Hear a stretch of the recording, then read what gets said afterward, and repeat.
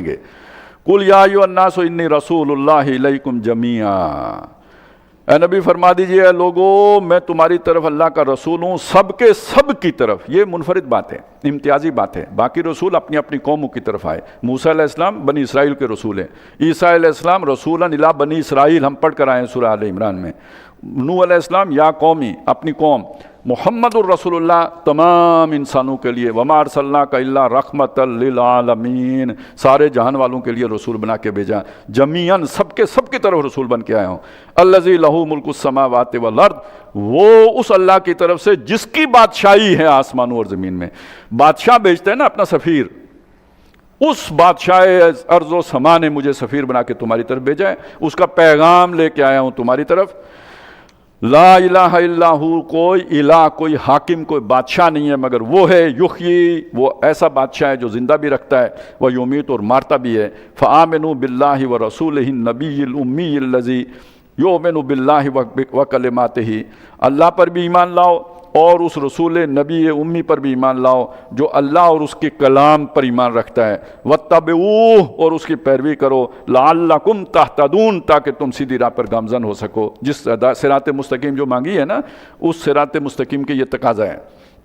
ومن قوم موسیٰ امۃ یہدون بالحق وبہ یعدلون، موسیٰ علیہ السلام کی قوم، یعنی اب گویا حضور آ گئے ہیں، قرآن اتر رہا ہے، یہ بات ان تک پہنچ گئی ہے۔ اب اس کی روشنی میں موسیٰ علیہ السلام کے جو اس وقت موجود لوگ ہیں، یعنی آل یہود یا جسے ہم بنی اسرائیل کہتے ہیں، ان کے بارے میں اب ایک تبصرہ ہے جو پیش کیا گیا۔ ومن قوم موسیٰ، اور موسیٰ کی قوم میں سے امتن، کچھ لوگ ہیں، یہدون بالحق، جو سچی بات کرتے ہیں، سچ کی طرف رہنمائی کرتے ہیں، وبہ یعدلون، اور حق کے ساتھ ہی انصاف کا معاملہ کرتے ہیں، یعنی وہ حق پر قائم دائم چلے آ رہے ہیں۔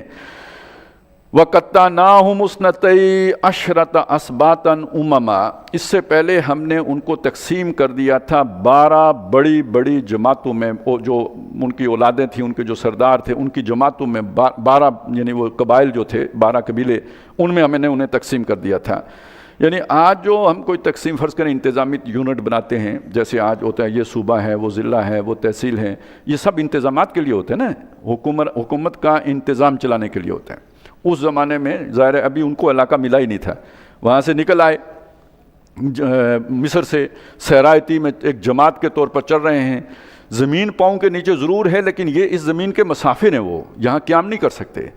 قیام جا کے انہوں نے کرنا ہے فلسطین میں، تو اس پورے عرصے میں جو بھی ان کا انتظام و انصرام ہے وہ کس بنیاد پر ہوگا؟ وہ اس قبیلے اور اس کی بنیاد پر ہوگا۔ اس کا مطلب ہے کہ انسانوں کی جماعت بندی کی ضرورت پڑتی ہے ان کے اندر انتظام و انصرام کے لیے۔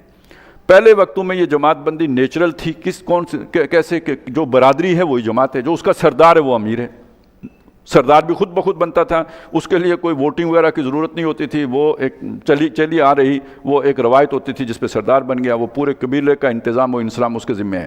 اس سردار نے جو رائے دے دی وہ پورے قبیلے کی رائے ہے، یہ انتظام تھا دنیا میں۔ اب جا کے ہمارے زمانے میں آ کے یہ چیز بدل، قبیلے ختم، اب کوئی قبیلہ نہیں، اب وہ ہم ان کے نام ساتھ لگا لیتے ہیں، میرا فلانا قبیلہ فلانا کیا، لیکن ایک وہ جو آرگنائزیشنل یونٹ کے اعتبار سے وہ ختم ہو چکے ہیں، ان کا کوئی ہائرارکی باقی بچی نہیں ہے۔ اب اس کی جگہ پہ اصل میں یہ جو ہمارے باقی انتظام ہے اس نے لیا ہے، یہ جو حکومتی انتظام اسے کہہ لیں، یا یہ کہ یہ جو سیاسی پارٹیاں بنتی ہیں یا یہ جو بنتی ہیں، یہ سارا انتظام، یہ معاشرے کو جو سماجی حیوان ہے نا، اس کی ارتقاء کا اگلا مرحلہ ہے کہ جس میں اس طرح اب انسان جو ہے نا وہ منظم ہوئے ہیں، تنظیم سازی ہوئی ہے انسانوں کی۔ اور اگر یہ سب آپ ختم کر دیتے ہیں تو طوائف الملوکی ہو جائے گی، پھر ورٹیکل تقسیم آ جائے، علاقوں کی سطح پہ تقسیم ہو جائے گی، اور ہر طرح کے لوگ جڑ کے اپنا اپنا جو ہے نا نظم قائم کر لیں گے، اور کون بادشاہ کون حکومت، پھر وہی جیسے وار لارڈز کے ایریے ہوتے ہیں تقسیم، پھر وہ صورت بن جائے گی، لڑائی جھگڑے کی صورت بن جائے گی۔ وَأَوْحَيْنَا إِلَىٰ مُوسَىٰ، اور ہم نے موسیٰ کی طرف وحی کیا، اِذِ اسْتَسْقَاهُ قَوْمُهُ، جب ان کی قوم نے پانی مانگا۔ یہ وہ آیات آگے آ رہی ہیں جو ہم سورہ بقرہ میں ساری پڑھ آئے ہیں۔ نضرب بعصاک الحجر، کے اپنے عصا سے ضرب لگاؤ پتھر پر، فانبجست منہ عشرۃ عینا، اور اس سے پھر 12 چشمے پھوٹ پڑے۔ قد علم کل اناس مشربہم، ہر ایک گروہ نے، 12 قبیلے تھے، 12 کے 12 گروہ نے اپنا اپنا چشمہ پہچان لیا۔ वज़ल्ललना अलैहिम उल-गमाम, उन पर हमने साया कर दिया बादलों का। वअंज़लना अलैहिम उल-मन्ना वस्सलवा, उन पर खाने के लिए मन और सलवा उतारा। कुलू मिन तय्यिबाति मा रज़क़नाकुम, जो रिज़्क़ हमने तुम्हें बाहम पहुँचाया उसमें से खाओ, पाकीज़ा रिज़्क़ में से। वमा ज़लमूना, उन्होंने हमारा कुछ भी नहीं बिगाड़ा। वलाकिन कानू अनफुसहुम यज़लिमून, वो अपनी ही जानों पर खुद ही जुल्म कर रहे थे, हमारा उन्होंने कोई नुकसान नहीं किया नाफरमानी करके। वइज़ क़ील लहुम उस्कुनू हाज़िहिल क़रिया, और जब उनसे कहा गया कि सकूनत इख्तियार करो, जाओ सेटल हो जाओ इस बस्ती में। वकुलू मिन्हा हैसु शिअ्तुम, और जहाँ से मर्ज़ी खाओ, खूब जो खाना चाहते हो। वक़ूलू हित्ततुन, लेकिन ये कि इस पर अल्लाह की बख्शिश मांगो, इस्तिग़फ़ार करो। और वो उनका ये कलमा था हित्ता, जिसका मतलब होता था इस्तिग़फ़ार करना जैसे। वदखुलुल बाबा सुज्जदन, और दरवाज़े से दाखिल हो सजदा करते हुए, मतलब ये कि आज्जी के साथ, यानी इनकिसारी के साथ। वो जो फातिहीन होते हैं जिस तरह वो उछल कूद करते हुए और जो है ना वो शोर मचाते जा, उस तरह नहीं, बल्कि बहुत शराफत के साथ, वक़ार के साथ, आज्जी के साथ, और गर्दन झुका के दाखिल हो दरवाज़े से। नग़फ़िर लकुम ख़तीआतिकुम, हम तुम्हारे गुनाह माफ़ कर देंगे। सनज़ीदुल मुहसिनीन, बल्कि एहसान करने वालों को मज़ीद भी देंगे, इससे ज़्यादा तरक्की दुनिया की देंगे। फ़बद्दलल्लज़ीना ज़लमू मिनहुम क़ौलन ग़ैरल्लज़ी क़ील लहुम, तो उनमें से जो जालिम थे उन्होंने उस बात को तब्दील कर दिया एक ऐसी बात से जो उन्हें नहीं कही गई थी, यानी जो बात उनसे कही गई थी उसको बदल दिया एक दूसरी बात से। फ़ारसलना अलैहिम रिज़, उन्होंने हित्ततुन को हिन्नततुन कहा, यानी गंदम मिलेगी, जो मिलेगा, अनाज मिलेगा, खाएँ पिए। मन्नो सलवा खा खा के दिल तंग हो गए, तो अब ज़रा थोड़ी वैरायटी मिलेगी। फ़ारसलना अलैहिम रिज़्ज़म मिनस समा, तो इस बगावत या सरकशी या शरारत पर हमने आसमान पर से उन पर गंदगी उतारी, अजाब ताऊन फैल गया। बिमा कानू यज़लिमून, इस गुनाह के नतीजे में जो जुल्म उन्होंने अल्लाह की नेमतों के साथ किया। अब इसके बाद एक वाक़या आ रहा है, ये उनकी एक बस्ती थी, यानी ये पूरे बनी इसराइल का वाक़या नहीं है, ये उनके उरूज के ज़माने की बात है, जब यानी हज़रत दाऊद अलैहिस्सलाम, सुलेमान अलैहिस्सलाम, उस ज़माने में यानी किसी कोई एक साइड पर कोई ये समझें साहिली बस्ती है, और उनका पेशा था मछलियाँ पकड़ना। अब उनके अंदर देखिए ख़राबी क्या आई है, पहले इस बात को समझ लें। ख़राबी ये नहीं आई है कि उन्होंने अल्लाह के अहकाम को तब्दील कर दिया या उनके ख़िलाफ़ चलना शुरू हो गया, ऐसा नहीं है। उन्होंने सूद खोरी शुरू कर दी, नहीं, उन्होंने उन अहकाम की स्पिरिट ख़त्म कर दी हीलों के ज़रिए से। हीला कर लेते थे और हीला करके अल्लाह का हुक्म तब्दील कर, यानी हुक्म मौजूद रहता था, इंटेक्ट रहता था। आप ये नहीं कह सकते कि आपने हुक्म तोड़ा है, लेकिन जो उसकी रूह थी वो आपने फोत कर दी, वो आपने ख़त्म कर दी, वो स्पिरिट उसकी ख़त्म हो गई। अब जब नहीं पकड़ सकते आप, यानी किसी अदालत में जाके कैसे साबित करेंगे, नहीं साबित हो सकता। समझाएंगे कैसे, नहीं समझा जा सकता, क्योंकि उन्होंने हुक्म के स्ट्रक्चर को चेंज नहीं किया, वो उसे बरकरार रखा, स्पिरिट ख़त्म किए। तो अब अल्लाह ताला ने फिर उन्हें उसी तरह घेरा, और वो है जो वाक़या आगे आता है कि यानी आप अल्लाह से चक्कर करेंगे फिर अल्लाह आपके साथ क्या करेगा, ये है जो यहाँ पे समझ में आएगी। वसअलहुम अनिल क़रियतिल्लती कानत हाज़िरतल बहर, इनसे सवाल कीजिए उस बस्ती के बारे में, यानी पूछिए इनसे कि जो समंदर के किनारे पर वाक़ थी। इज़ यादून फ़िस्सब्त, जब उन्होंने हफ्ते के अहकामात या प्रोटोकॉल को तोड़ा था, जब उन्होंने ज़्यादती की थी हफ्ते के दिन में। इस्तातीहिम, क्यों की थी, उनके पास आती थी उनकी मछलियाँ, हितान हितान, उनकी मछलियाँ आती थी उनके पास। यौम सब्तिहिम, जिस दिन हफ्ता होता था, शुर्रान, उछलती हुई, वो नहीं मछलियाँ पानी से बाहर की तरफ छलांग लगा फिर डुबकी लगाती। वो यौम ला यस्बितून, और जब हफ्ता नहीं होता था, ला तातीम, नहीं आती थी। पेशा आपका मछलियाँ पकड़ना है, हफ्ते के दिन पकड़ नहीं सकते। मछलियाँ आईं, आपको अपना आप दिखाया, उछली कूदी, आपका दिल जलाया, और आप इंतज़ार में हफ्ता ख़त्म होने दो, फिर तुम्हारा इंतज़ाम करते हैं। इतवार को मछलियाँ गायब, जैसे गधे के सर से सींग गायब, ऐसे समंदर से मछलियाँ गायब। ये तो नहीं है कि आपके पास कोई जो है ना वो तेज़ रफ्तार बोटें हैं कि आप जाएं गहरे समुद्रों में चले जाएं, वो कहीं नज़दीक ही पकड़ सकते थे, मछलियाँ हैं ही नहीं, कैद पड़ गया मछलियों का। और ये एक दिन नहीं हुआ, कज़ालिक ये होता रहा। अब आप सोचें कि आपकी मईशत का इन्हिसार जिस चीज़ पर है वो गायब हो गई। अब सचमुच की भूख है या नहीं है, आपके बच्चों के मरने का खतरा पैदा हो गया या नहीं, आपके लिविंग के ऊपर क्वेश्चन मार्क आ गया या नहीं। अब आपने क्या किया, अब आपने ये किया, नबलूहुम बिमा कानू यफसुकून, इस आजमाइश में हमने उनको इसलिए डाला कि वो फासिक थे।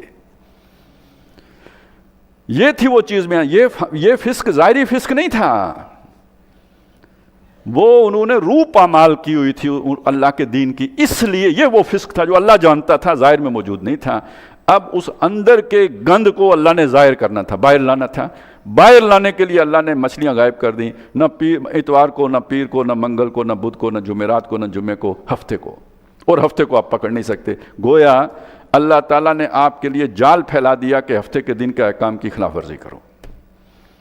یہ اب اس سے سبق حاصل کرنا ہے کہ جب آپ اللہ سے کوئی چالاکی کریں گے تو پھر اللہ جو تدبیر کرے گا نا وہ آپ کے بس سے باہر ہوگی۔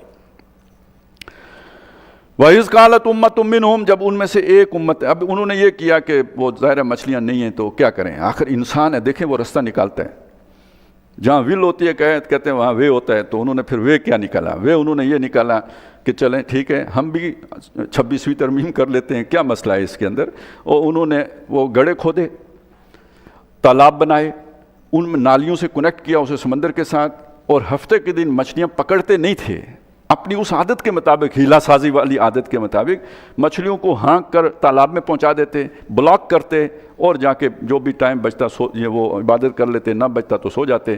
اتوار کو چل بھائی اب کدھر جاؤ گی، رستہ واپس جانے کا تو ہے نہیں، یو ٹرن کا یہ جو ہے نا بند، یہ جگہ بند ہو گئی، یو ٹرن ہو نہیں سکتا، تو اب وہ مچھلیاں پکڑتے اتوار کو، کاروبار چل پڑا، مچھلیوں پکڑنے کا اسلامی طریقہ نکل آیا اور مچھلیاں پکڑنی شروع ہو گئیں۔ اب جب انہوں نے یہ کام شروع کیا تو اب کچھ لوگ وہاں جن کو اللہ نے سمجھ دی ہوئی تھی، وہی 3 گروہ جیسے پیچھے بنے تھے نا بت پرستی میں، ایسے ہی یہاں پہ بھی بن گئے۔ ایک وہ ہے جنہوں نے اپنے آپ کو روک کے رکھا، وہ کام نہیں کیا، انہوں نے کہا بھائی بھوکے مر جائیں گے لیکن اللہ کے ساتھ یہ کھیل نہیں کھیلیں گے۔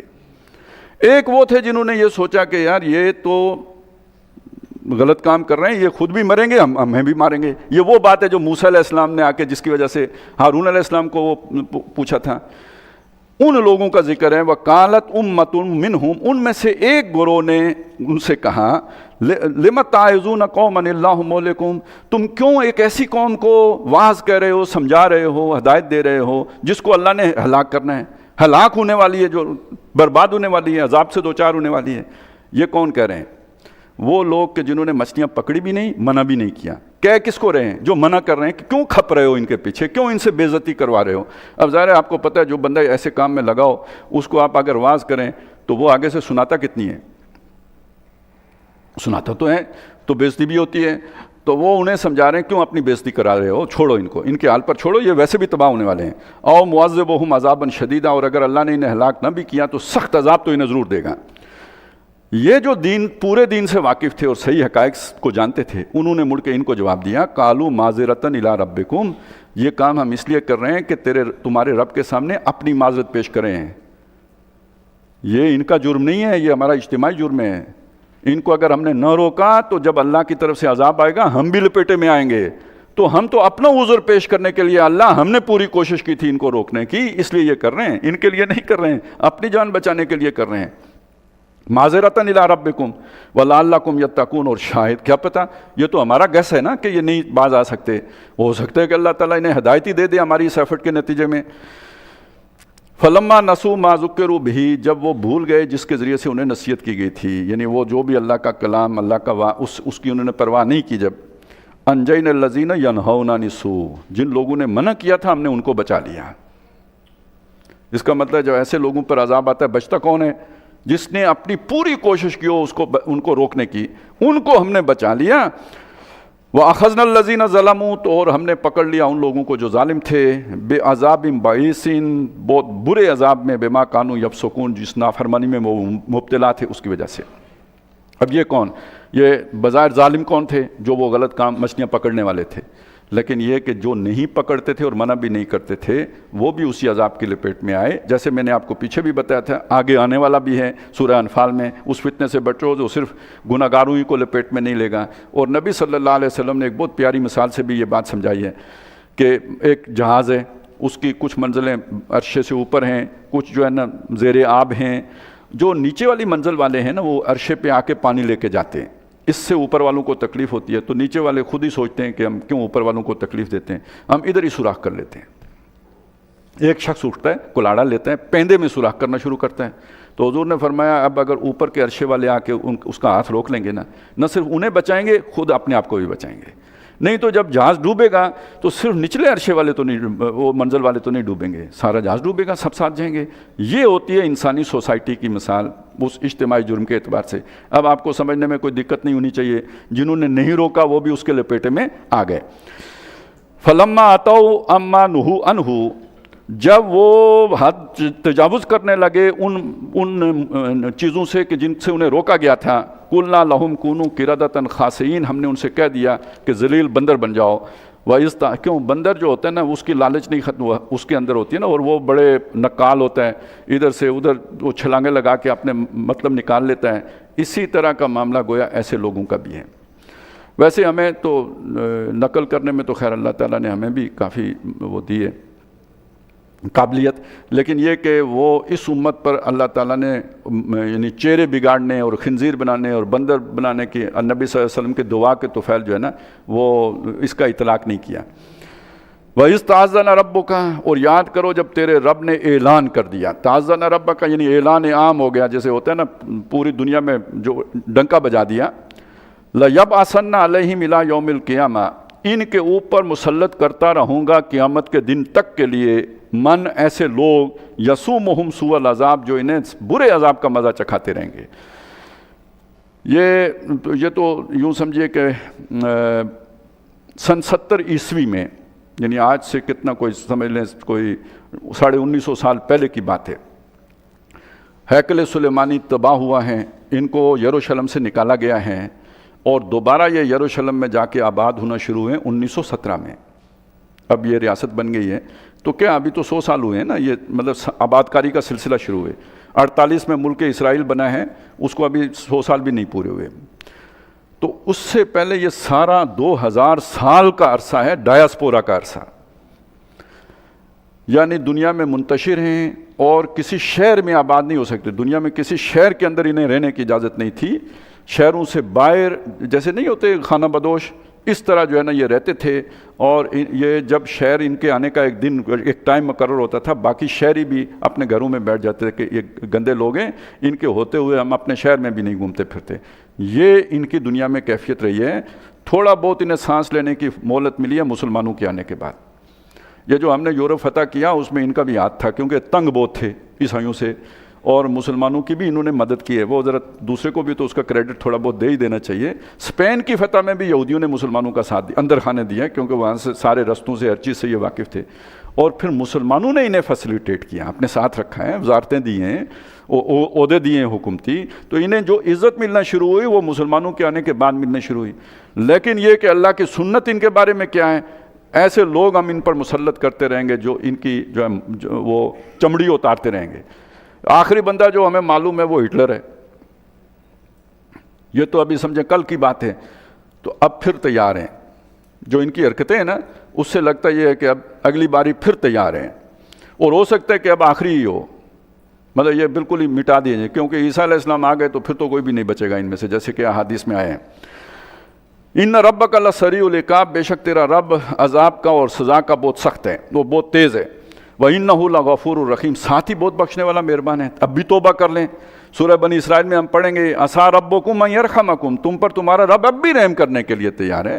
یہ رحمت للعالمین کے صدقے ان کے دامن سے وابستہ ہو جاؤ، رحم کر دے گا۔ وَإِنْ عُدتُّمْ عُدْنَا، اور تم وہی کرو گے جو پہلے کرتے رہے تو ہم بھی وہی کریں گے جو تمہارے ساتھ کرتے آئے ہیں۔